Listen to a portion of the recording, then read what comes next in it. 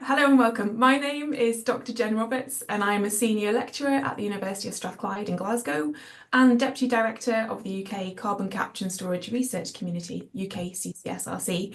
And it is my absolute pleasure to be chairing this joint UKCCSRC and IEAGHG webinar with the IEAGHG's Tim Dixon and KPMG's Wafa Jafri, reflecting through conversation and Q&A about COP29, which took place last month, November 2024 in Baku, Azerbaijan. Now, Tim and Wafa will be reflecting with a particular focus on what happened or didn't happen there, how or what that means for emissions mitigations and removals through CO2 storage and carbon management more generally. Last year at COP28, it was the first time that CCS had been included in the cover text, and both in terms of abatement and removals. And I guess myself and our audience, both those here live with us now and those listening to the recording after the webinar has finished, we'll be really keen to learn more about what happened at COP29 and both the facts and the feelings that you two have been left with. So Tim, you bring an international NGO perspective, and Wafa, you bring a kind of business and industry perspective. You were both at COP29 and involved in various activities there. And I do quite like the timing of this conversation because you've had a couple of weeks to sort of digest and muse on the outcomes, the fallout and so on to share your reflections and impressions with us.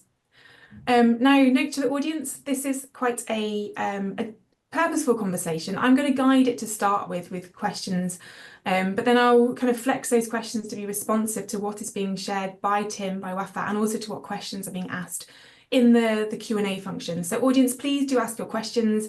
Use the Q&A function, please, not the chat, and I will pick those up during the conversation. And just to say, any questions that don't get picked up will absolutely not be wasted. We, Tim, Wafa, myself, UKCSRC, IEAGHG community, we're really interested to hear what this community want to know more about. So please don't hold back on those questions. Okay, that's enough of an introduction. Let's start off by taking a couple of minutes, Tim and Wafa, for you to each introduce yourselves, your experience with conferences of the parties or COPs, how you got to attend this year, and your role in attending or contributing to COP29, which just finished. So Tim first. Okay, good day everybody. Tim Dixon, IEAGHG. I'm the head of IEAGHG, an international research organisation set up in 1991 to focus on carbon capture and storage. I've actually my first COP was 1999, COP5.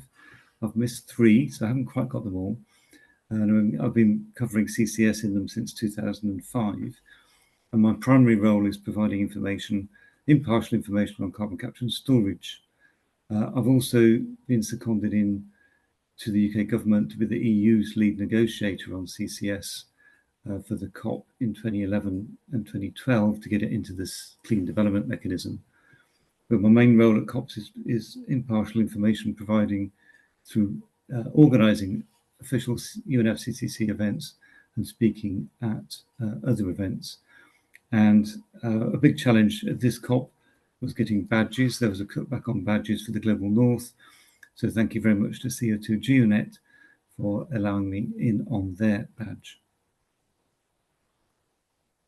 Could I go next then? All right, thank you. Thanks, Tim. It's great to actually hear about your experience as well. We haven't had a chance properly to work together before, so it's so great to be on with you. I'm Wafa Jafri. I am a partner at KPMG. I lead our energy strategy practice. This was actually the first time I was at COP in the blue zone. I've always been at the periphery since the one in Scotland, and businesses started getting more and more involved. So I would end up having quite a few meetings around COP in terms of what our key clients and businesses have been doing, supporting the organization from an industry collaboration perspective, thought leadership perspective. But it was great this time to actually be in the blue zone and find out what different nations were thinking and discuss their NDCs and plans for the future. Great, thanks both. So Wafa, maybe you go first on this one. You're bringing slightly different perspectives, both of you, so slightly different interests. Could I hear from you what topics at COP were most of interest to you or your organisation, and so the topics that you were most closely following? Sure. I mean, I can kind of define that in terms of themes. So one of the themes that we closely follow is around energy transition. So that's my background. Started in the energy industry, then worked in government for 2 years, where we designed the electricity market reform before moving to KPMG and working on energy transition more widely. So looking at transition technologies, including CCUS, including hydrogen, coal to renewables, the entirety of the green transformation theme is something we follow very closely. The second one that we've been following is around the climate finance and specifically for emerging markets. We've had some movement, and I know it's been a disappointment for many for this COP. We've been looking at corporate decarbonization as well, linked to the energy transition themes, how corporates are getting more involved in it. How do we ensure there isn't that much greenwashing, etc.? The fourth one I would say is around food and agriculture, because again, that is a massive part of the emissions that we see today.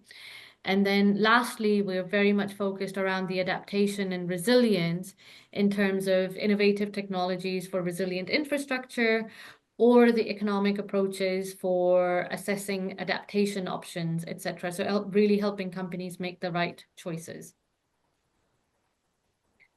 So that's us from a KPMG. In my perspective, from my point of view, it was always energy. I'm a one-trick pony. That's what I love. Thanks, Wafa. What about you, Tim? What were you most closely following? So I have two primary interests.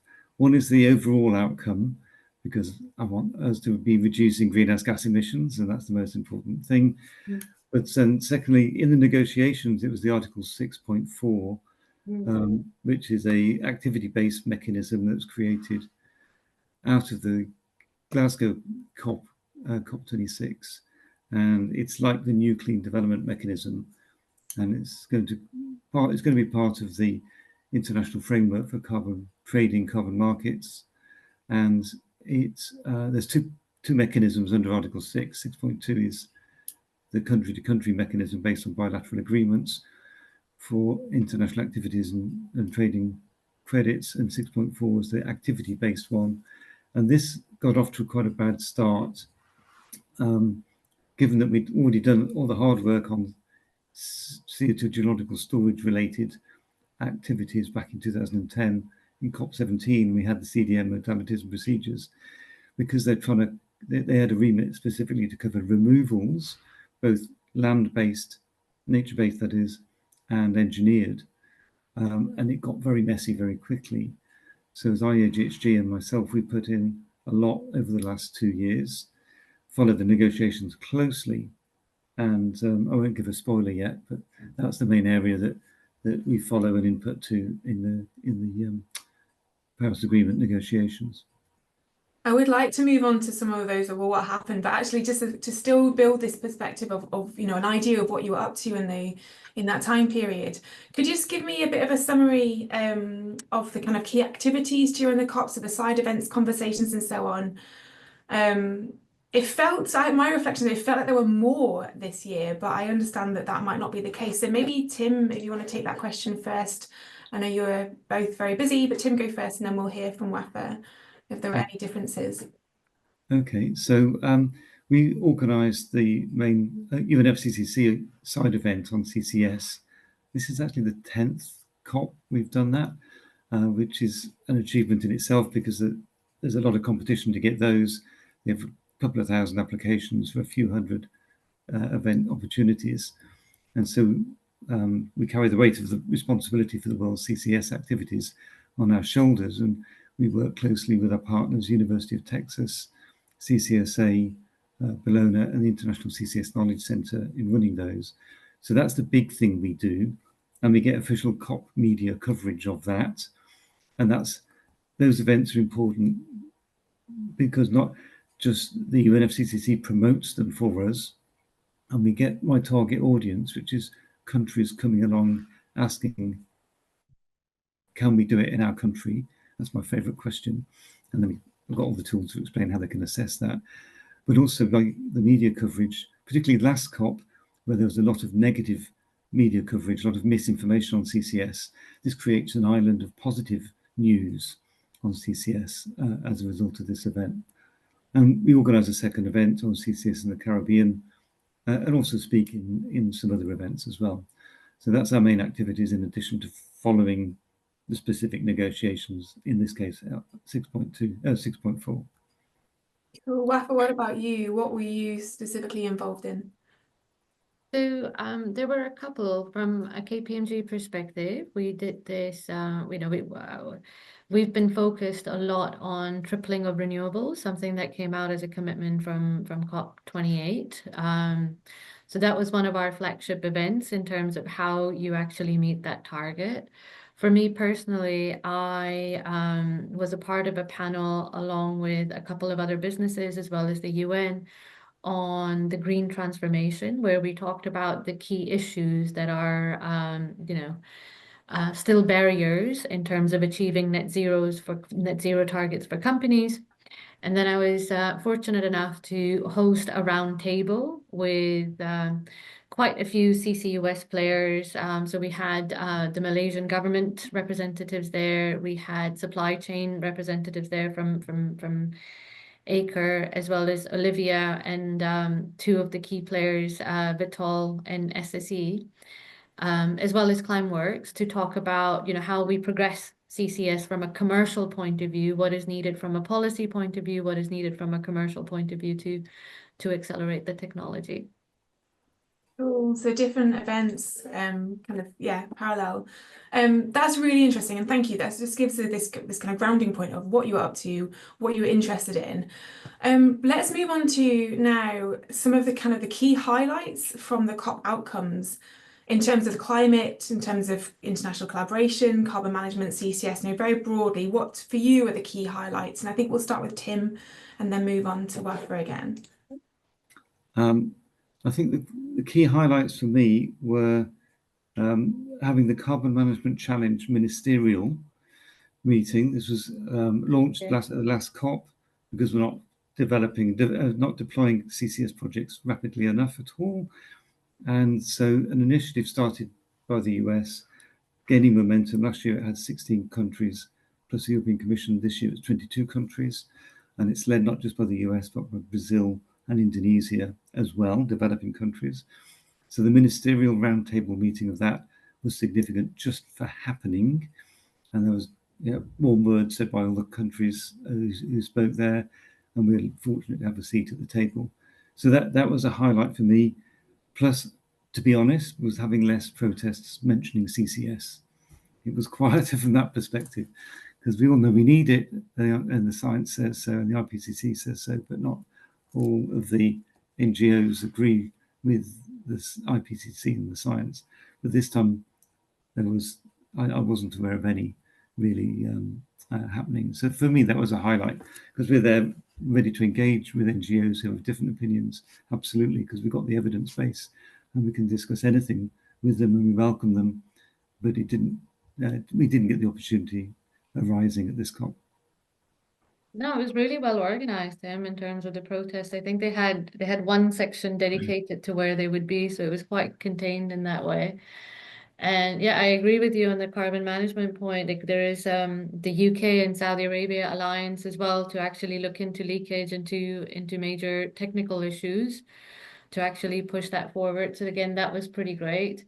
I think for me, it was from a personal perspective, it was seeing we had 5 countries come out and increase their NDCs, right? And their commitment there. So we had UK, as you would, for given the Clean Power 2030 plan. We had UAE, we had Brazil, we had Canada and Mexico confirmed. So I think that again, it's not as many as you would want them to be, because it was going to be one of the key themes and one of the key areas that we wanted progress on. But just 5 coming out and either confirming or accelerating was really helpful. Yeah, and the pressure's on, isn't it, for them to update their NDCs now. And some are calling it NDCs 3.0.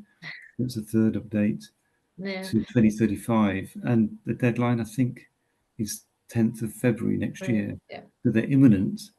So yeah, it would have been nice to have had a lot more shared.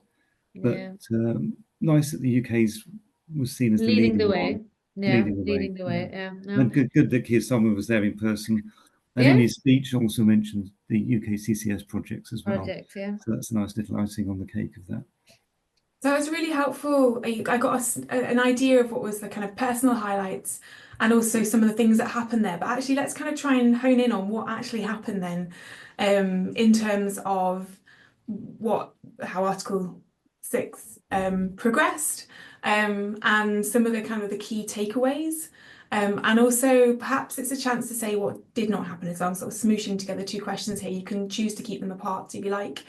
But yeah, what happened? What's an outcome from Article 6 in a way that our broad audience would understand? Do you want to get us started? And then I can come in. Okay. So 2 years of work by the Article 6.4 supervisory body. A lot of good work had gone in by the supervisory body and lots of hundreds of inputs from people. They got swamped with inputs, which has actually overwhelmed them with work. But in the end, on the removals issue that they were specifically tasked with, they came out with a reasonable recommendation paper that then wasn't accepted at the final plenary at the last COP in Dubai. So that was quite frustrating, and there was, for all the good work that had gone in, and it was quite a sensible recommendations paper.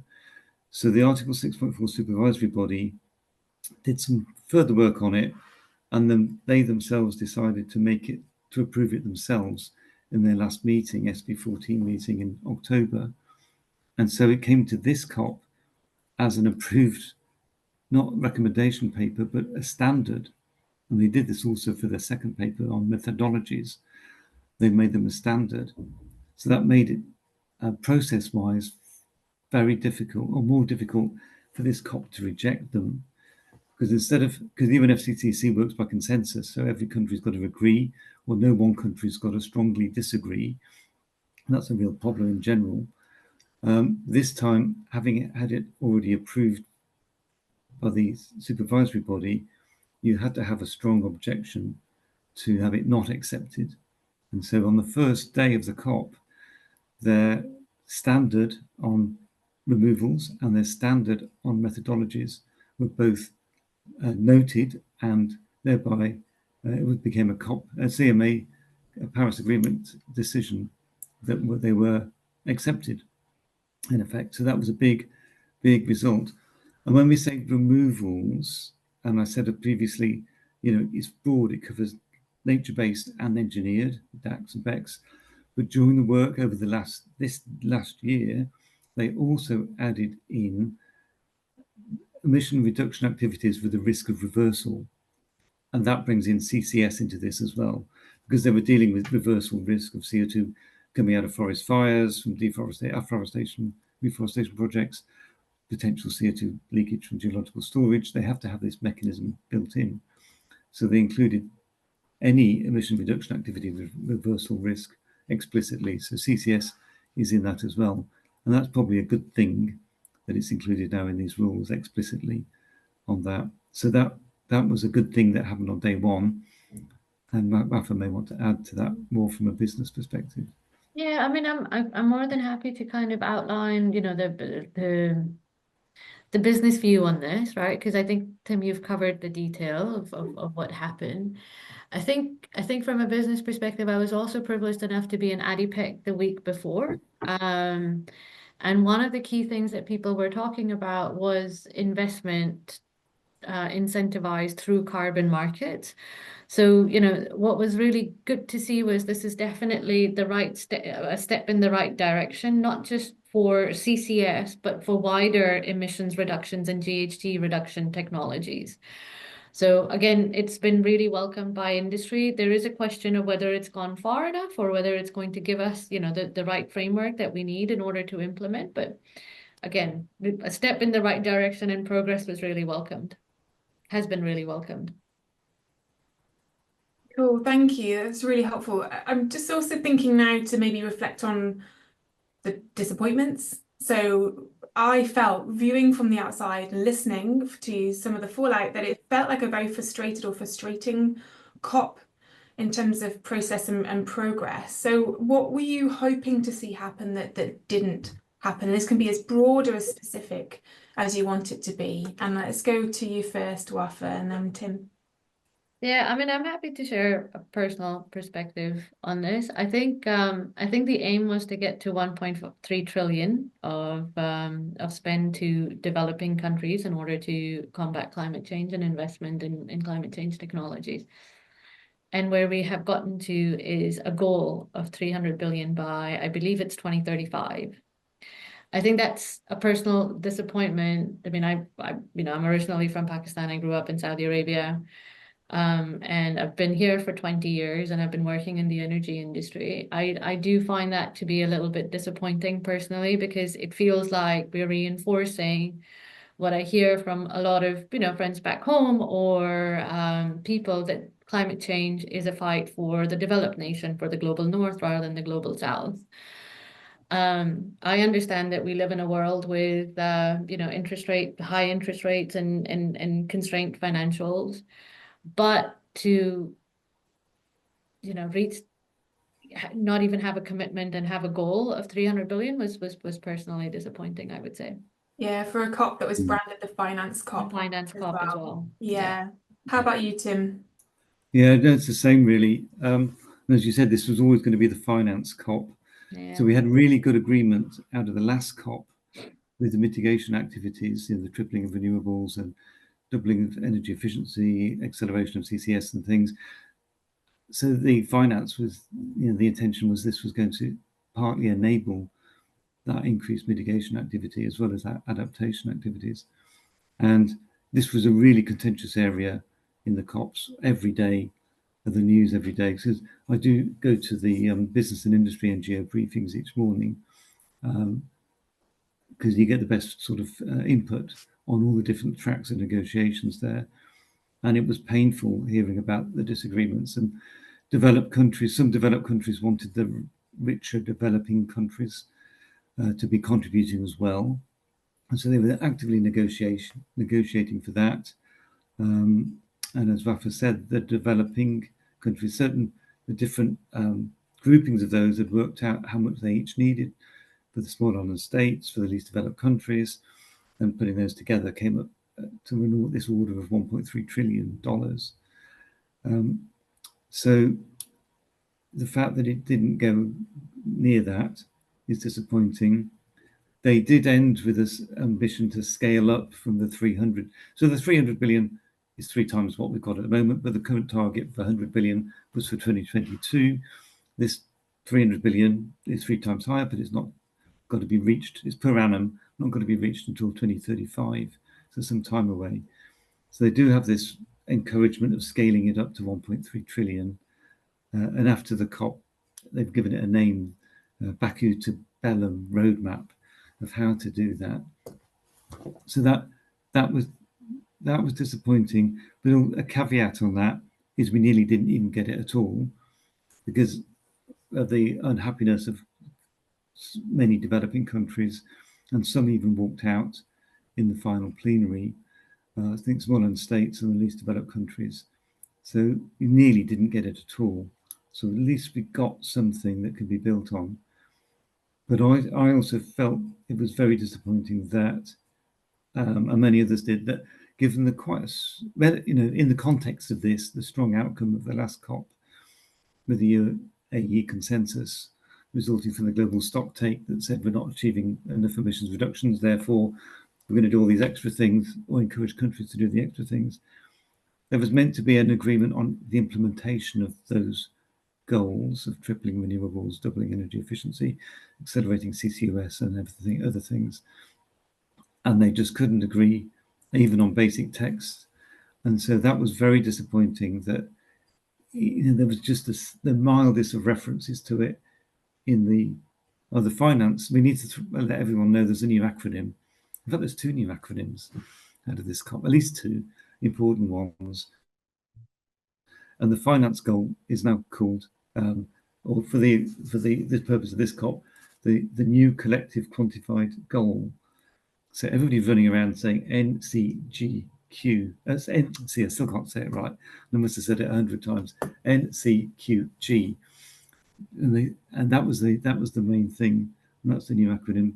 But of course, what we were just talking about was Article 6.4, and that's now called the Paris Agreement Crediting Mechanism, PACM. So another one for our acronym bingo to play. But the global stocktake activities or recommendations from last COP, it was very disappointing to not have those referenced and built upon at this COP. And in fact, that global stocktake implementation text has just been kicked down the road to the next subsidiary bodies meeting in June next year to carry on there. And also the mitigation work programme that started in COP27 in Sharm el-Sheikh. The same with that, they couldn't agree on that, so virtually nothing substantial, and that's been kicked down the road to the subsidiary body meetings in June as well. So given that we've got to actually take action to reduce emissions, those are disappointing. Yeah, I guess also given how the lived experience of climate change is so on the agenda now as well.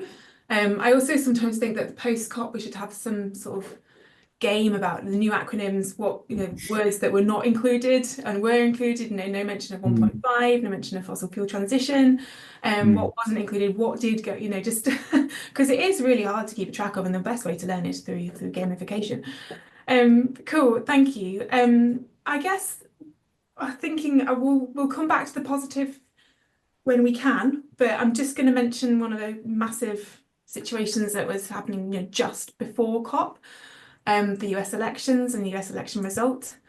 So I was really interested to hear from you the feeling that left in the COP, but also actually specifically given the progress in the US with the Inflation Reduction Act and 45Q and so on, really energizing carbon management. And how did the US election results affect the feeling or the conversations at COP on these topics? And I know that you both went to briefings on this, so maybe Wafa, you go first, and then Tim.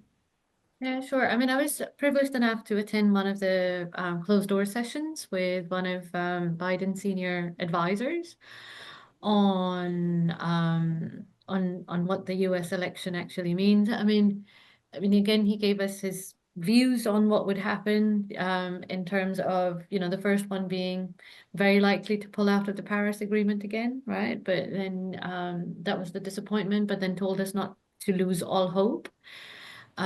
Because what you would expect, what they do expect is for the IRA to continue in the Inflation Reduction Act to continue in some shape or form, given the investments that it is leading to in the red states, right? So whether that is for the gigafactories, right? So EVs, etc., or whether that is for CCUS and hydrogen, you do, and in the supply chain, you do see that investment go through. The next thing that he did tell us that we should be looking for is looking forward to his investment in SMRs. So Department of Energy is likely to get very involved in small modular reactors from a nuclear perspective. So accelerating that technology. A lot of it is down to the investment that is in the electricity sector that is needed because of the increased demand for electricity by data centers in AI. So small modular reactors is one of the areas that DOE is going to get involved in. So I think those would be the three key things. What we did hear anecdotally also was, don't be surprised if he goes completely the other way. They're expecting Trump to lift the export ban on LNG exports as well, and on gas. But don't be surprised if it goes completely the other way, just because he doesn't want to be associated with the IRA or push that forward. So, I think a lot of people have hopes in terms of what would happen, but nobody can really predict with any certainty what 20th of January will bring. What about you, Tim? Yeah, well, it really did cast a big shadow over the COP, and it was on everyone's discussion from the first day. And like Wafa, I did attend one of the closed door meetings with one of the senior advisors, and also a public meeting from the lead negotiator, John Podesta, as well. And and then again from our good colleague there, Brad Crabtree, of the US Department of Energy.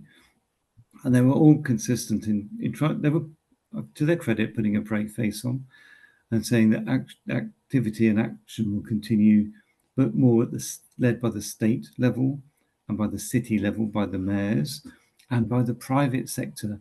They kept on saying the economics are driving the environmental change in the US, so it will continue because of the momentum in the private sector. So they were repeatedly saying that, and just acknowledging there could be some headwinds, but also very interesting, as well as the bipartisan infrastructure law being bipartisan by name, the IRA support is as well. And I believe 18 Republican senators sent a letter to Trump or the House already to say keep it going, because the Rhodium Group did an analysis and found that 57% of the financial benefit is to the red areas, the Republican areas, as Wafa just said. So they're gaining a lot from this. And also interesting, that the Inflation Reduction Act was the biggest climate change related bill in the history of the planet. Brilliant. But because of that, they estimate the cost of technologies have come down by 25%.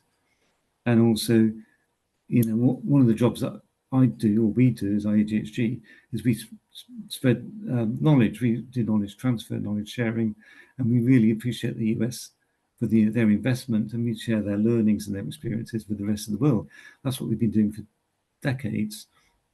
But it's quantified now that for every 1 ton of CO2 reduced in the US through the Inflation Reduction Act, with the spillovers and the sharing and the knowledge transfer, that becomes 2.9. For every 1 ton reduced in the US, becomes 2.9 tons reduced in the rest of the world.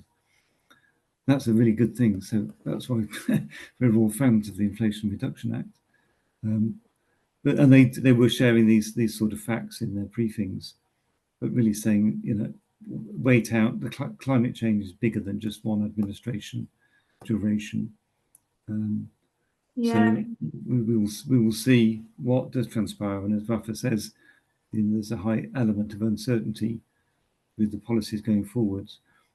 And just one last observation, first-hand observation, is that for the first time ever, the CEO of ExxonMobil attended COP, Darren Woods, and he gave a few briefings. He was quite public. He was quite positive in his messaging on action, taking more action on things, and explaining what ExxonMobil were wanting to do or doing. And at the same time, in COPs, a lot of the environmental and youth NGOs really don't want fossil energy companies in there at all. And there's protests against them and things like that being in there. 2 days after he was in the COP, he sent a direct message in public to Donald Trump to say, don't leave the Paris Agreement. Instead of being a pariah in some eyes in the COP, he potentially is somebody to be supported in that message from these NGOs that takes climate change seriously. Someone who's got Trump's ear as well. Mm. Yeah. Okay. Thank you. I've got a couple more questions. I'm actually going to start focusing on the questions that are coming in. I'm going to try and scoop a couple up at the same time. There's quite a few technical questions, and so I'll ask about that in a moment. But to start with, I think there's a question from Shervan asking about how the Article 6.4 international carbon market standards I will actually facilitate the financing and deployment of CCS projects, and they're asking particularly thinking about emerging economies. But actually, there's another question, have been posed earlier, saying what about in the UK financing and how this affects the situation in UK. So maybe if I hand to you, Tim, about actually what that the market standards mean for CCS development deployment and the financing. And if you can, also what's in scope and out of scope, because there's been a couple of comments about the ISO, for example, including only CO2, not other greenhouse gases. So maybe this is a chance to mop up some of the, to basically make clear to our listeners what's included within those standards and the financing that comes out of that. Is that all right to answer? It's quite a big. Yeah, so So it's really to do with, it's to do with international cooperation. That's the headline of all of Article 6. And 6.4 then is international activities, where activities involve more than one country. So the basic idea is it may be lower cost or for greater emissions reductions for a country or company in one country to invest in an activity in another country. And those emissions reductions are gained at better value for money, or greater emissions reductions for the same money, can be monetized by being accredited, create these carbon credits. A 6.4 ERs is the unit name at the moment, emission reduction units. And those can be used against the company's own objectives. They can be used against the country's objectives, against its NDC.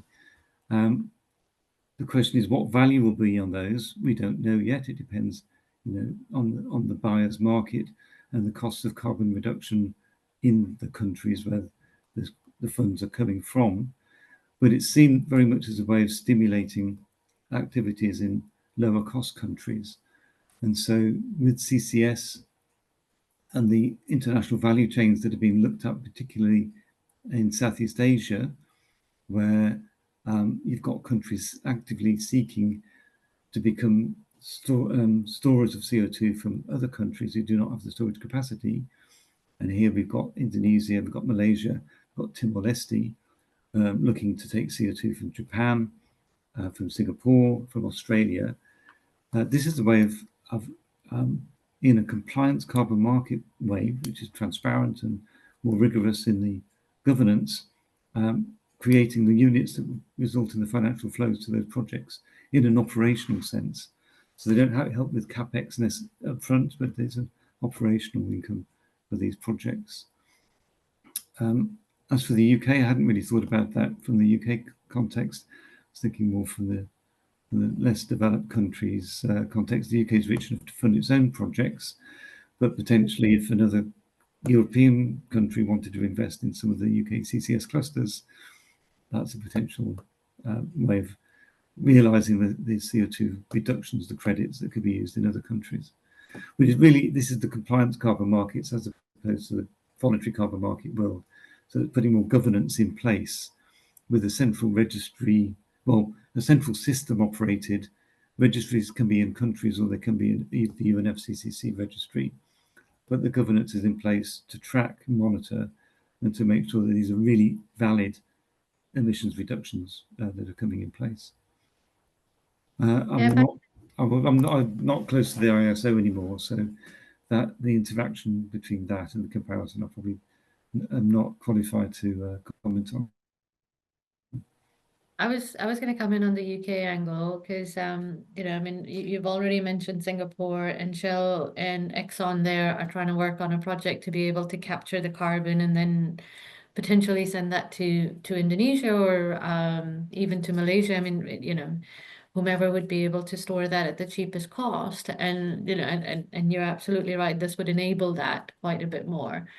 From a UK perspective, one of the things that we've been working on is with Olivia's team at Carbon Capture and Storage Association, is looking at how UK might be able to reduce the overall cost to the consumer for CCS, given how much the costs have increased just because of the inflationary pressure. And one of the things that we found is if UK is actually importing some of the carbon from Europe, like you outlined, Tim, and if that allows us to, or the UK and the companies to be able to charge them, that actually reduces the overall cost to the UK consumer by using some of the natural facilities that we have. At this point in time, you can see the Nordic region being better placed to be able to do that, as they are a part of ETS and that compliance, EU ETS and that compliance market. But, just this development helps us get there a little bit more, especially with other policy commitments of working more closely with EU ETS for aligning UK and EU ETS better. So I think those kind of developments allow for CCS cost reductions to take place, that not just in one country, but the deployment would then increase across different countries and be able to deliver decarbonization of hard to abate sectors, but also make the overall CCS investment cheaper. Oh, that's helpful. Thank you. We've had a number of questions around kind of what is in scope or not in scope, alternatives to, and kind of emerging CCS technologies, also about kind of standards around carbon capture and storage projects, and also questions around the kind of the storage permanence. So where does kind of the permanency bit, you mentioned leakage and I can't remember quite the right word, like resilience, I can't remember, or risk of really, anyway, whatever the correct wording is, how is that dealt with within the progress in COP29, or are these specifics? Shall I go first on that, Wafa? Is that okay?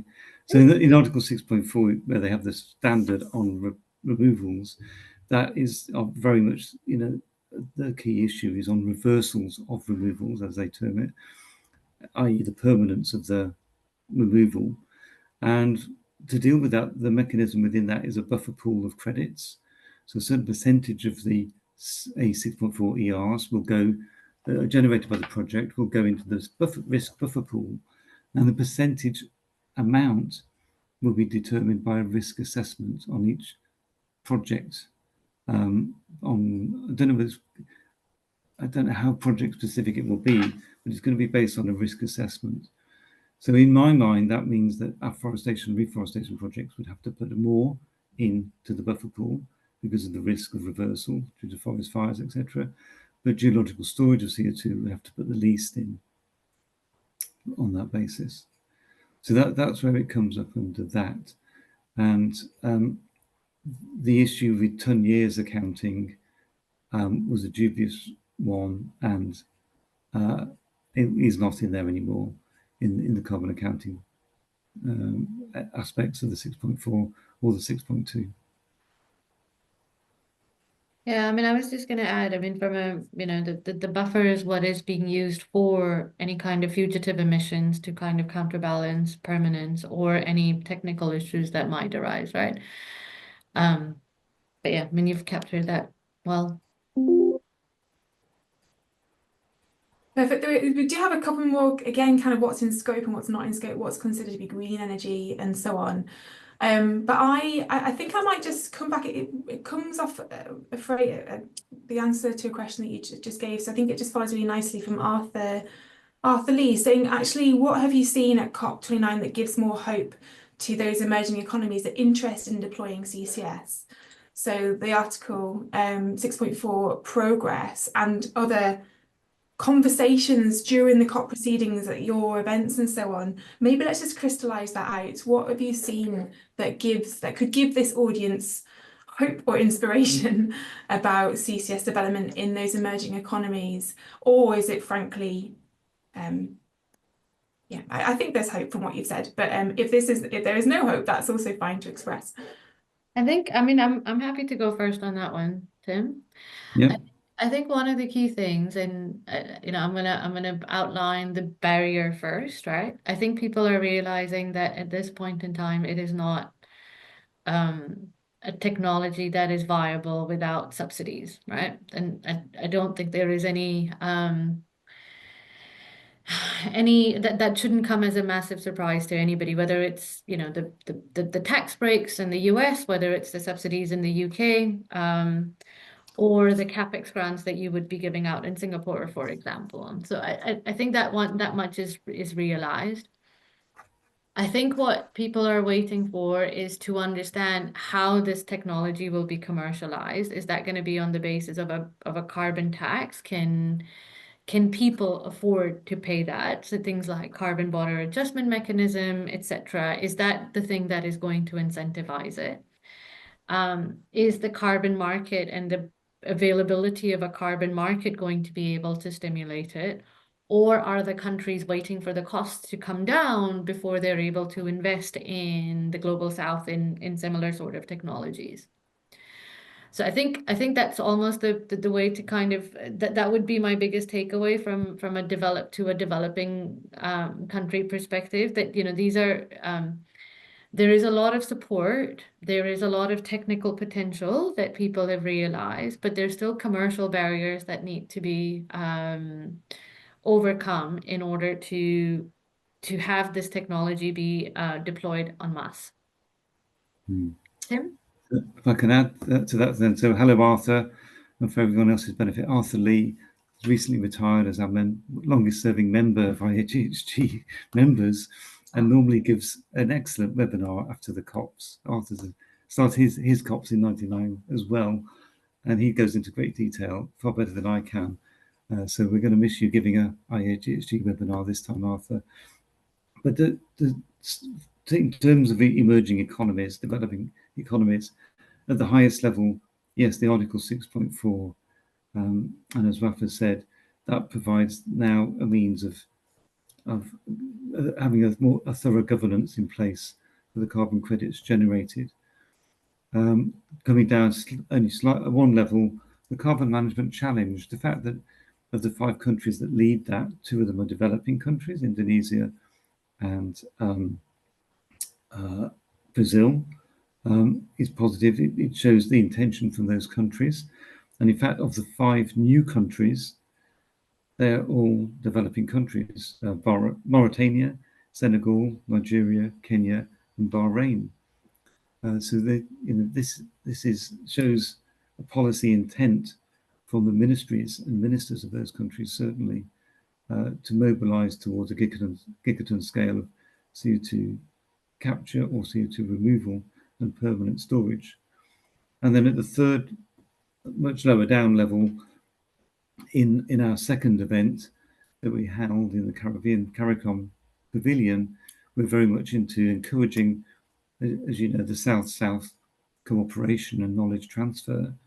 And the model we were sharing there, and in fact, there's a good news story aspect of this as well this year, but the model there is the work that South Africa did in understanding their CCS potential, funded by the World Bank. Primary role in that, an activity in that, was their National Storage Atlas.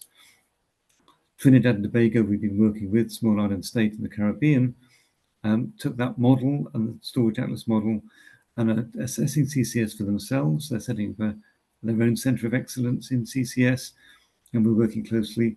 But the event we had was that, and then they are now transferring knowledge and assisting Guyana in considering CCS. Guyana is considered a small island state by the Green Climate Fund because of their criteria, even though it's mainland South America, but it's primarily rainforest and it's a net carbon sink. But they've just discovered oil and gas, and in the last 3 years, that oil and gas is being developed, produced, and exported, and they want to try and maintain their carbon sink nature. So that hence their new interest in CCS. So this South-South cooperation is happening, and we very much encourage that. And as part of that, the world, in terms of financing, the largest single financing entity for climate change, in developing countries, is the Green Climate Fund. And since they were set up, they've pushed back a bit on CCS. And then this year, we were working with the University of Texas and working with Trinidad and Tobago. They got success to be the first successful Green Climate Fund funding for a CCS activity. So that was a big result. Not that there was a big magnitude of funding, but the principle that the Green Climate Fund has now funded some CCS storage assessment activity in saline formations and capacity building work in Trinidad and Tobago. They pushed back on Nigeria in 2018, and that set that country back 4 years in their CCS developments. We were assisting them with that as well then. And the irony, of course, is the Green Climate Fund has explicitly in its governing instrument CCS as a technology to be supported. So it's a case of bias within the culture of the organisation, but this was a big result, and that hopefully Trinidad and Tobago, being the first, will open the doors for other developing economies to now access this for their own support in developing CCS in their countries. It's really interesting, like those kind of moments as well of just this indication of direction. And I guess I'm going to encourage just audience members who have asked very specific questions that I'm going to keep it out of the specifics into those, because quite often it's about these intention. And so there are a couple of questions I hope we can mop up outside of today. What I'd like to do is take us on the home straight. So thinking about the future. And thinking about where we are now versus where we need to be next year. One of the most popular questions in the chat was from Stuart Hazen asking about what to focus on the next COP in Brazil. So I think we're all united, net greenhouse gas reduction is a top concern. It's the important topic the most important topic on the planet. COPs are an incredible collective, global collective towards the progress, and actually reflections on the Trump election results, outgoing Biden, incoming Trump, sort of shows the sort of mass momentum that the COP processes have, which I think can give us some hope. There are always disappointments, but it is helpful to hear these really, some positive reflections on what was otherwise a relatively disappointing COP. There also this kind of immense bringing together of everything, it's such a shared collective. And next year, I guess, is another big COP.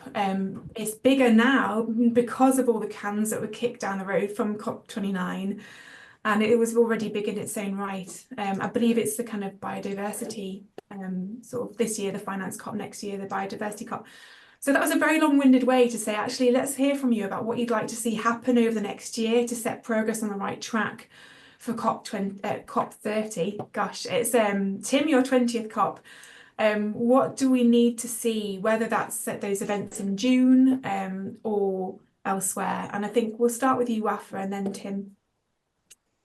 Yeah, a couple of things from my perspective. I think the first one would be around, we made a massive commitment to get to trebling of renewables and, progressing the energy transition in COP28.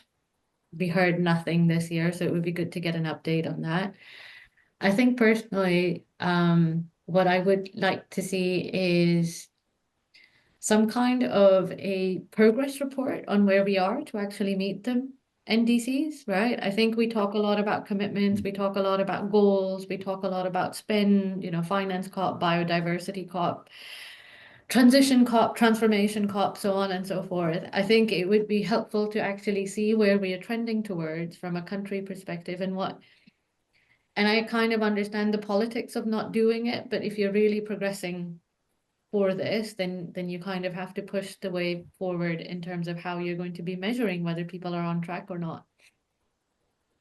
That would be the key thing for me. Tim, what about you? Yeah, no, Rafa's right there. We can't wait a few years for the next global stocktake.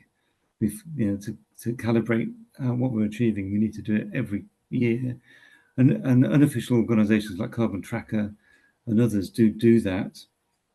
And the UNEP does that as well through its mitigation gap reports.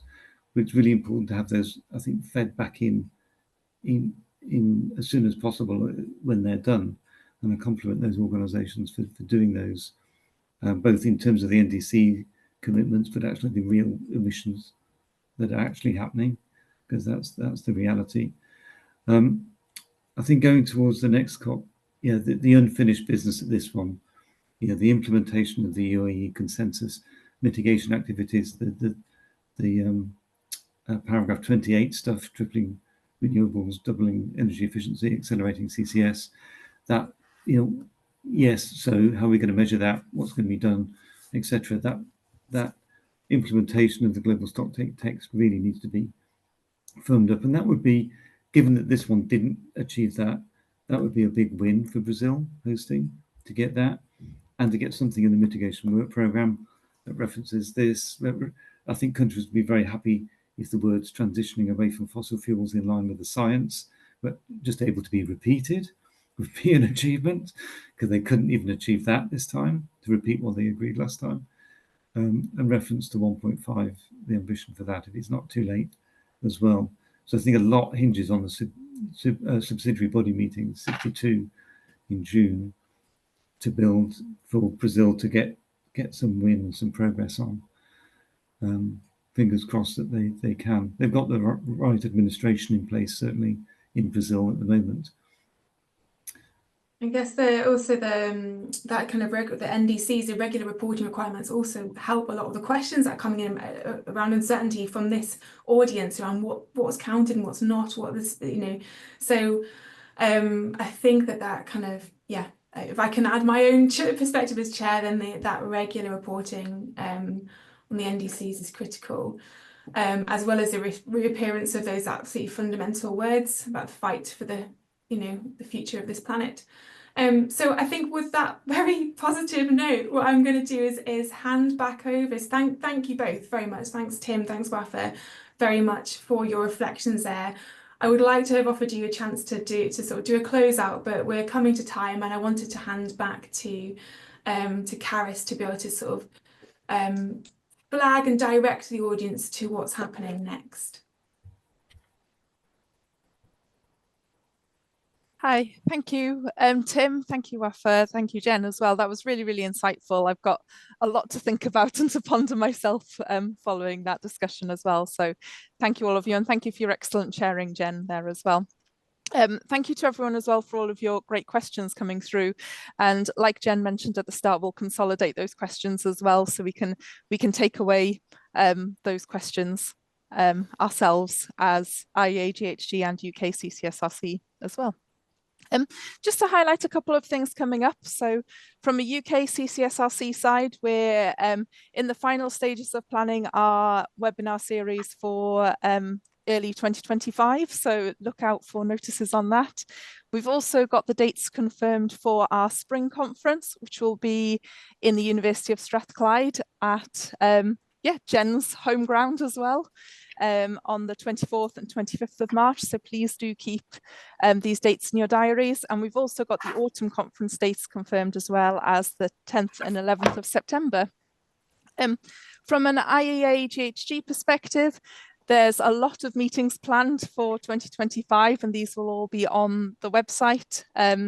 Shortly, I might let Tim come in on that, because that's from your side as well. Just to add, we haven't got dates down for all of them yet, but the Post-Combustion Capture Conference number 8 will be in September in Marseille.